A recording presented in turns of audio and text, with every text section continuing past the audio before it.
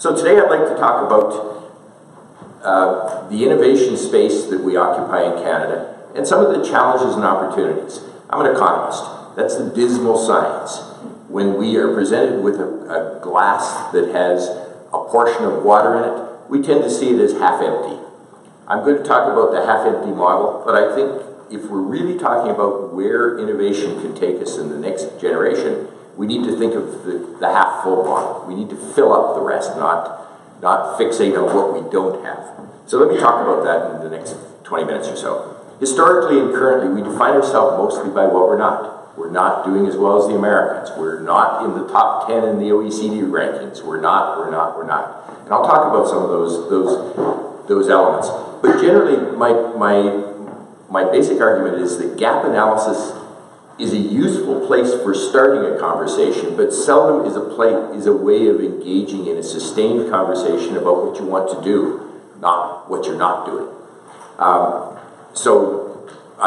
Over the next few minutes, I'll revisit a bit of our history, talk about the current state of what we've got to work with, and I'll try and keep impressing upon us that while we have a half-empty glass in some people's eyes, we have strong components of our economy and society that are inventive, innovative, productive, and they're generally in places that we have discounted historically in the policy space.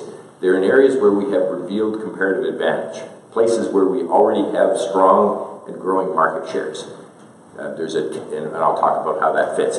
Governments in some places are part of the solutions, but they can't be part of the problems. They can be blocking agents. They can do things that actually take away from the productive and innovative capacity.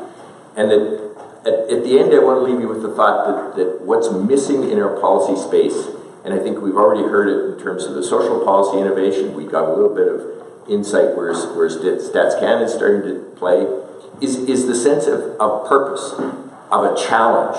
I use the conventional view of the grand challenge, but it doesn't have to be grand in the sense that it's global reach. Some local challenges are grand as well. So let me take us through this argument. The first place we always start is the productivity gap, and there's nothing good in that picture. We compare ourselves to the United States. We actually define ourselves nationally. If you're abroad and somebody says, "Are you American?" you say, "No, I'm not an American. I'm a Canadian." And they say, "Well, what does that mean?" Well, the first answer is, "Well, I'm not an American." And then we have other things that we define ourselves by, but it's a vestigial element of our role in the American Revolutionary Wars. But that means that as neighbors and friends of the people south of us, south of the 49th, we tend to focus on how we're doing relative to them. And that line is a focus line, and it leads us the secular decline in relative productivity between Canada and U.S. leads us to the question of why. And one of the things we focus on a fair bit is business R&D intensity. And you can see we peaked out in the early 2000s at a number that still was suboptimal in terms of most economies. But since then, we've dropped about 50% in terms of the business intensification and activity around R&D. A second way we look at this is internationally. We look at the GERD, the gross expenditure in R&D numbers. We look at a whole bunch of different numbers, and all those things in red are negatives. Those are things that we compare badly on. We don't spend as much per capita as the OECD or as our major competitors, the US and the averages.